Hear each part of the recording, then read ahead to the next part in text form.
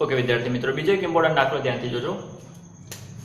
0.1 ml 0.001 molar HCl ના દ્રાવણમાં પાણી ઉમેરીને 10 લીટર કરવામાં આવ્યું. મંદ દ્રાવણનો pH કરો. આપણને સૌથી પહેલા HCl ની અમુક સાંદ્રતા અમુક કદ આપ્યું છે. સાંદ્રતા અને કદ આપ્યું છે.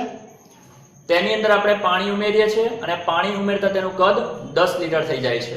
એનો મતલબ કે આ જે પ્રોસેસ છે તે મંદનની પ્રોસેસ છે. જેમાં આપણે આપણું HCl નું જે દ્રાવણ છે તેને મંદ કરીએ છીએ.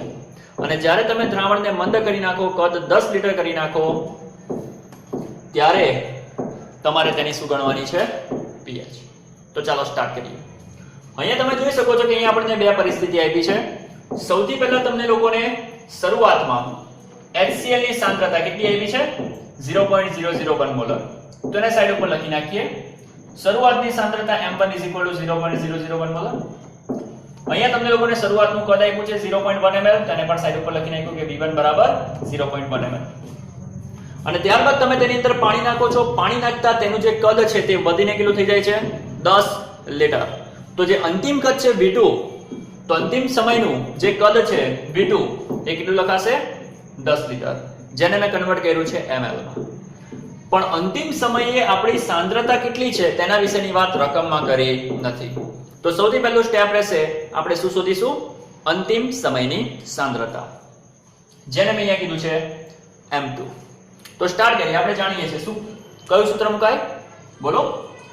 m1v1 m2v2. થાય કે ના થાય? આની અંદરથી આપણે કરતા કોને બનાવીશું? જે શોધવાનો છે તેને. તો m2 બરાબર શું લખાશે? m1v1 ના છેદમાં v2. થાય કે ના થાય? એમાંથી m1 v1 અને v2 આપણે જાણીએ છીએ. જો એની કિંમત તમે આની અંદર ઇન્સર્ટ કરશો અને તમે જો એને સાદું રૂપ આપશો તો તમને લોકોને જવાબ મળશે 10⁻8 મોલર. તમે લોકો સાદું રૂપ આપજો. આ તો હું ફટાફટ આપણો ટાઈમ બચે એટલા માટે હું કરું છું. તો અંતિમ સમયે HCl ના દ્રાવણની સાંદ્રતા આપણને કેટલી પ્રાપ્ત થઈ ગઈ? 10⁻8 મોલર. તો આ જે સાંદ્રતા મળી તે કોની છે? અંતિમ સમયે HCl ના દ્રાવણની. કોની છે? અંતિમ સમયે HCl ના દ્રાવણની. હવે આપણે જાણીએ છીએ તે રીતે, જો HCl ના દ્રાવણની સાંદ્રતા 10⁻8 મોલર હોય તો HCl એટલે કે તેમાં રહેલા H3O+ આયન, આપણે જાણીએ છીએ ને કે એસિડ એમાંથી પ્રાપ્ત થાય છે H3O+ આયન. જો HCl ની સાંદ્રતા અંતિમ સમયે 10⁻8 મોલર હોય તો તેમાંથી પ્રાપ્ત થતા H3O+ આયન એની સાંદ્રતા પણ કેટલી કહેવાય? 10⁻8 મોલર. થાય કે ના થાય? અને જો આપણી પાસે H3O+ ની સાંદ્રતા હોય તો બોલો એના પરથી pH મળી શકે કે ના મળી શકે? pH બરાબર -log10 સાંદ્રતા ઓફ H3O+. -log10 તેનાથી H3O+ ની સાંદ્રતા કેટલી મળી છે? 10⁻8. અને આનું સાદું રૂપ આપશો તો તમને લોકોને pH કેટલી મળશે? 8. મળે કે ના મળે? પણ હવે એક સવાલ, આ જે pH મળી તે તો 8 મળી, અને જો pH 8 હોય તો તેનો મતલબ શું? કે આપણું દ્રાવણ કેવું હોવું જોઈએ? બેઝિક. પણ રકમની અંદર તમને કોણ આપ્યો છે? HCl આપ્યો છે. હવે HCl નું તમે મંથન કરો તો દ્રાવણ બેઝિક કેવી રીતે થાય? આપણું જે HCl છે જો તમે એનું મંથન કરો તો મંદ કરતા ભલે એની એસિડિકતા થોડી ડાઉન થશે, પણ એ બેઝિક કેવી રીતે થઈ શકે? પણ અહીંયા તમને જે પણ જવાબ મળ્યો તે તો 8 મળ્યો, એનો મતલબ કે બેઝિક છે. તો HCl નું દ્રાવણ કે જેને તમે મંદ કરો છો અને કદ 10 લીટર કરી નાખો છો, તે બેઝિક ક્યાંથી હોવાનું? મતલબ કે આપણી આ જે ગણતરી છે તે કંઈક ખોટી છે. તમને pH ગણવાની કીધી છે, pH તો મેળવી દીધી, પણ આ જે જવાબ મળ્યો તે તમારો ખોટો છે. pH 8 નહીં હોય, કારણ કે તમારું દ્રાવણ તો એસિડિક હોવાનું, અને એસિડિક દ્રાવણ એની pH 8 કેવી રીતે હોવાની? તો 7 કરતા નાની હોવી જોઈએ. સાચી વાત કે ખોટી વાત? તો હવે શું કરીશું? આપણો જવાબ એની અંદર ભૂલ છે, એ ખોટો છે. તેને સુધારીશું કેવી રીતે? બહુ ધ્યાનથી જોજો. અહીંયા તમે જે પણ pH ગણી એ pH ની અંદર સાંદ્રતા ઓફ H3O+, H3O+ ની સાંદ્રતા કેટલી લખી? 10⁻8. અને 10⁻8 એ કોની સાંદ્રતા છે? અંતિમ સમયે HCl ની H3O+ ની. આ જે તમે સાંદ્રતાની અંદર લખો છો એ સાંદ્રતા કોની લખો છો? અંતિમ સમયે HCl માંથી પ્રાપ્ત થતા. કોનામાંથી પ્રાપ્ત થતા? HCl માંથી પ્રાપ્ત થતા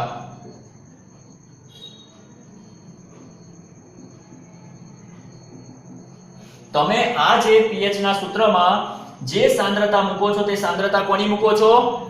HCl માંથી પ્રાપ્ત થતા H3O+ ની સાંદ્રતા મૂકો છો. પણ હવે યાદ રાખજો, રકમની અંદર જે પણ HCl છે તેની સાંદ્રતા કેટલી છે? 0.001 મોલર. એનો મતલબ કે જે શરૂઆતમાં તમે HCl લો છો તેની સાંદ્રતા ખૂબ જ ઓછી છે. અને જ્યારે આવી ઓછી સાંદ્રતા ધરાવતા એસિડનું મંદન કરીએ તો અંતિમ પરિસ્થિતિમાં તેની pH ગણવા માટે એકલા HCl ના H3O+ ને ધ્યાનમાં ન લેવાય. HCl ના H3O+ ને ધ્યાનમાં લેવા જ પડે, સાથે સાથે તમારે પાણીના પણ H3O+ ને ધ્યાનમાં લેવા પડે. શું યાદ રાખવાનું? શરૂઆતમાં જે તમારો એસિડ એ ખૂબ જ ઓછી સાંદ્રતા ધરાવતો હોય અને જો તમે એનું મંદન કરો તો મંદન કરતા અંતિમ સમયે, કયા સમયે? અંતિમ સમયે એકલા HCl ના H3O+ ને ધ્યાનમાં નહીં લેવાના, એની સાથે સાથે કોના H3O+ ને ધ્યાનમાં લેવાના? પાણીના પણ H3O+ ને ધ્યાનમાં લેવા પડે. પણ અહીંયા આપણે શું ભૂલ કરેલી?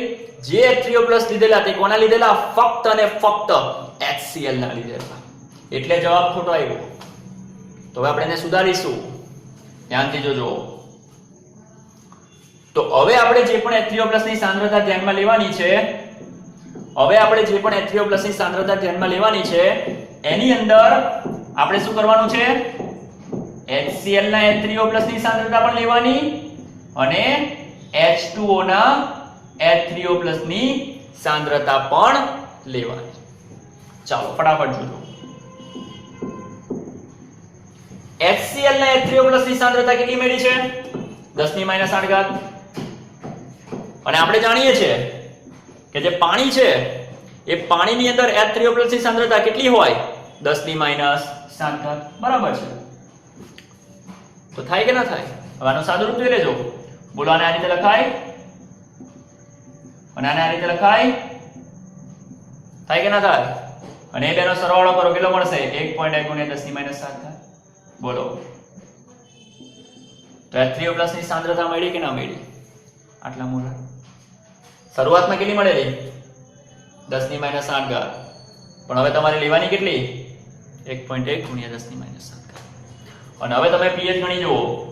pH બરાબર -log સાંદ્રતા ઓફ H3O+. -log તેના તે.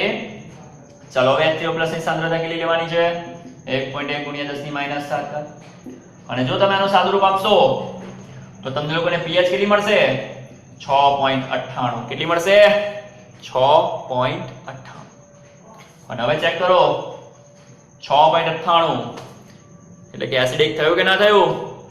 તો આ જવાબ આપણો સાચો ગણાય, પણ આ જવાબ સાચો ના ગણાય. અહીંયા pH કેટલી હતી? 8. અહીંયા કેટલી મળે છે? 6.98. સમજ પડી કે ના પડી? તો એક જ સ્ટેપ તમારે ખાલી યાદ રાખવાનું છે. જ્યારે તમારો શરૂઆતનો એસિડ કે જેની સાંદ્રતા ખૂબ જ ઓછી હોય અને એનું તમે મંદન કરો તો મંદન સમયે તમે જે પણ pH ની ગણતરી કરો એ pH માં H3O+ ની સાંદ્રતા, એ H3O+ ની સાંદ્રતા, એમાં તમારે કોની સાંદ્રતા ભેગી કરવાની? HCl ના H3O+ અને H2O ના H3O+. એ બંનેની સાંદ્રતા લખવાની અને એનો સરવાળો કરવાનો. અને એ સરવાળો જે પણ મળે એ સાંદ્રતાનો ઉપયોગ pH ના સમીકરણમાં કરવાનો, નહીં કે ડાયરેક્ટ 10⁻7. સમજ પડી કે ના પડી? સિમ્પલ દાખલો છે. Thank you.